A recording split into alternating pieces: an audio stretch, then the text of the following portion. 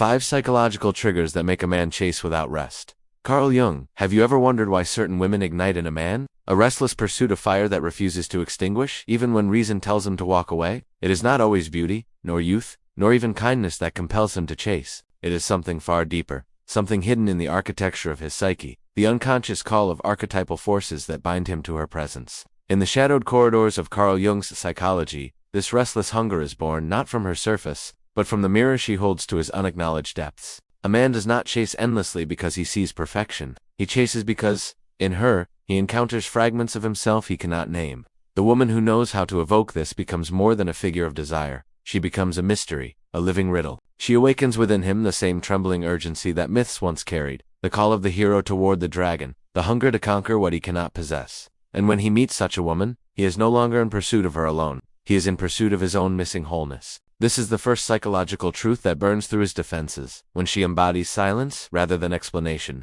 when she refuses to fill the space with justifications or pleading, he feels the absence of certainty. And absence, paradoxically, becomes more potent than presence. His mind races to solve the unsolvable. She is not his possession, she is his question mark. He cannot rest, because her silence echoes louder than any words.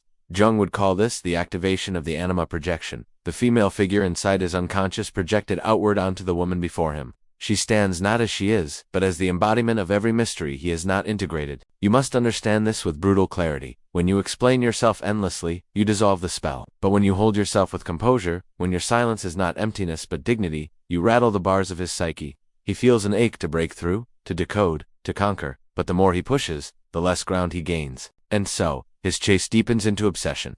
He does not yet know he is wrestling not with you, but with his own shadow. A second force begins to stir. The trigger of contrast. Most women, in their fear of loss, mirror a man's energy, offering more when he withdraws, giving warmth when he turns cold. But the woman who understands depth refuses this cycle. Instead, she moves with paradox. She shows affection, yes, but she also retreats into her sovereignty. She is not a flame begging for oxygen, but a star burning on her own terms. This unpredictability awakens in him the primal experience of scarcity, the knowledge that her light could vanish at any moment. And scarcity, more than abundance, drives pursuit. In the quiet chambers of his unconscious, he knows this. A woman who does not need him, who will not collapse at his distance, is the woman who lingers in his thoughts when night is silent. She does not cling. She withdraws at will. And in her withdrawal, he is left alone with his inadequacy, his insecurity, his deepest shadow. She does not fight for his presence, and so his soul begins to fight for hers. Do you see how this works against the shallow games of ordinary attraction? The Stoics knew this truth well. Epictetus wrote that no man is free who is enslaved to desire. Yet what is rarely spoken is that the man who chases a woman without rest is not enslaved to her, but to what she awakens inside him. She becomes a mirror, a catalyst, a flame that ignites his unhealed wounds. He projects onto her the goddess, the savior, the temptress, and the judge, all the archetypes his psyche has not reconciled, and so, he cannot let her go. It is not cruelty that triggers this pursuit. It is depth. Depth terrifies. Depth intoxicates. Depth demands something from him that his ego resists. A woman who knows her depth is never casual, never convenient, never predictable. She is an initiation, a psychological ordeal. She is the place where he must either grow or retreat.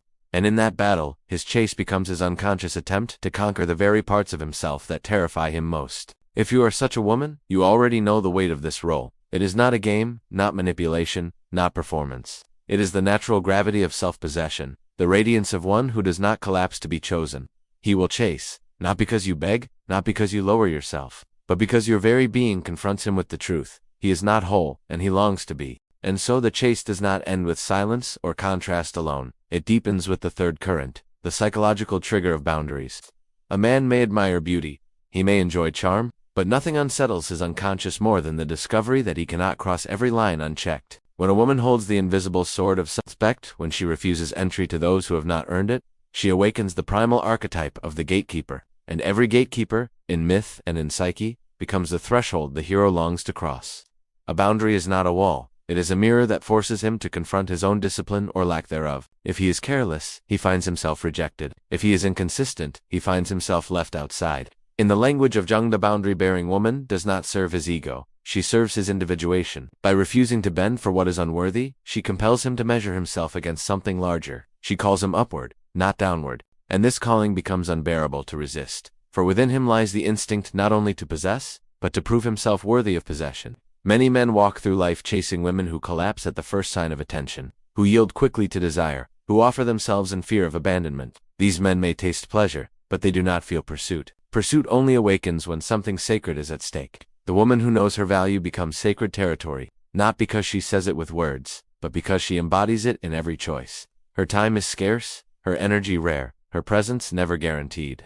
He cannot buy her, he cannot beg her, he cannot manipulate her. He can only rise to meet her or be left behind. And the shadow inside him whispers that to lose her is to confront his own insufficiency. Thus he chases to silence the voice within. You might not realize this, but every man carries within him the haunting memory of his anima, the feminine presence buried in his unconscious. When he meets a woman with firm boundaries, she reminds him of this inner archetype, not the mother who nurtures endlessly, not the girl who pleases, but the sovereign who demands his growth. She does not soothe him into comfort, she disrupts him into maturity, and in that disruption, he finds both fear and fascination. The fourth trigger rises from a subtler, darker place. The power of withdrawal. Unlike boundaries which are visible and structured, withdrawal is the silent retreat of feminine energy. It is the refusal to over-explain, the courage to leave space unfilled, the strength to vanish when his actions do not align with his words. Withdrawal is not punishment, it is consequence. It is nature balancing itself, shadow revealing shadow. In those moments of absence, he faces the hollowness of his own efforts. He replays conversations, scans for signs, obsesses over details. She is no longer there to soothe his insecurity, and so his psyche burns in restlessness. Withdrawal is the mirror in which his ego sees its reflection, stripped of illusions. He is forced to feel the weight of what he has taken for granted. He is compelled to chase, not because she asked him to, but because his own mind torments him with the echo of her absence. Jung wrote that the shadow always resists exposure. But when a woman withdraws, she exposes a man to the shadows he avoids. He sees his laziness, his arrogance, his false assumptions of control. And while part of him resents her for it, another part clings to her memory. Because through her retreat he glimpses something real, the possibility of losing what cannot be easily replaced. Withdrawal awakens the most primitive fear, abandonment, and fear of abandonment fuels pursuit with a fire that logic cannot extinguish.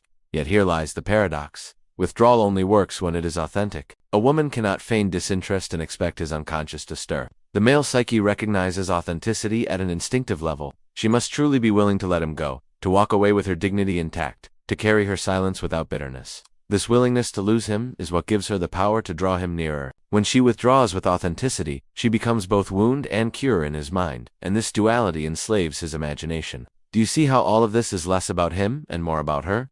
It is not manipulation, not trickery, but the natural gravity of a woman who knows herself. Such a woman does not demand the chase. She provokes it by being whole. He chases not because she withholds love, but because she embodies love for herself. And in her self-love, he sees the chasm between who he is and who he could be. His pursuit becomes not only about winning her presence, but about closing the gap between his ego and his potential.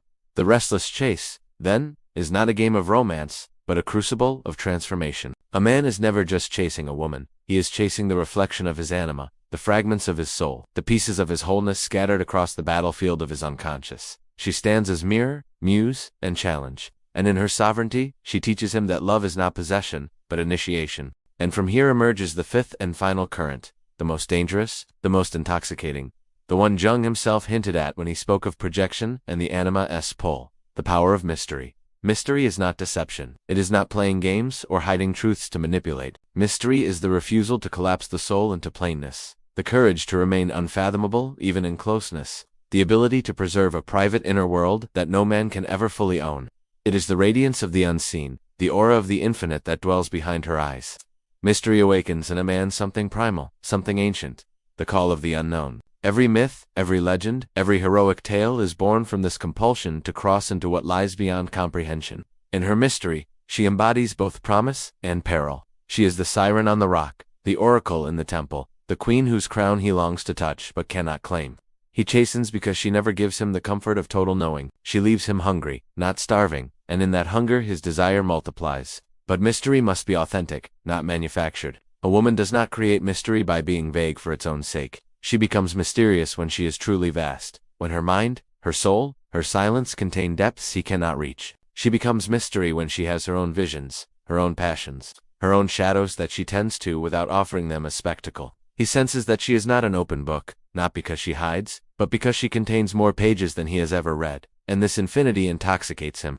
Think of the Stoics. Marcus Aurelius wrote, "The soul becomes dyed with the color of its thoughts." When a woman nourishes her inner world, when she cultivates wisdom, passion, stillness, and chaos within herself, she becomes multicolored, ever-shifting, impossible to define. A man chases not the woman he fully understands, but the one who leaves him in awe of what he has yet to discover. He cannot rest, because every encounter reveals only fragments of the whole, and his unconscious drives him to pursue the rest. This is where Jung's insight pierces deepest. A man does not fall into obsession with a woman because she completes him, but because she reveals to him how incomplete he truly is. She embodies his anima, the part of himself he has not integrated. In her silence, he feels his lack of peace. In her contrast, he feels his lack of strength. In her boundaries, he feels his lack of discipline. In her withdrawal, he feels his lack of presence. And in her mystery, he feels his lack of depth. The chase, then, is never truly about her. It is about his unconscious, demanding wholeness. And yet, here is a secret many women forget. This chase only burns when she herself is free of the need to be chased, when her worth does not hinge on his pursuit, when her dignity stands untouched by his silence,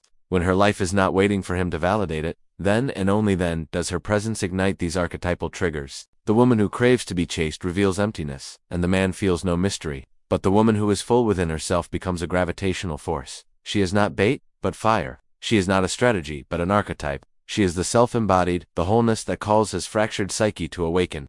And so, the paradox resolves.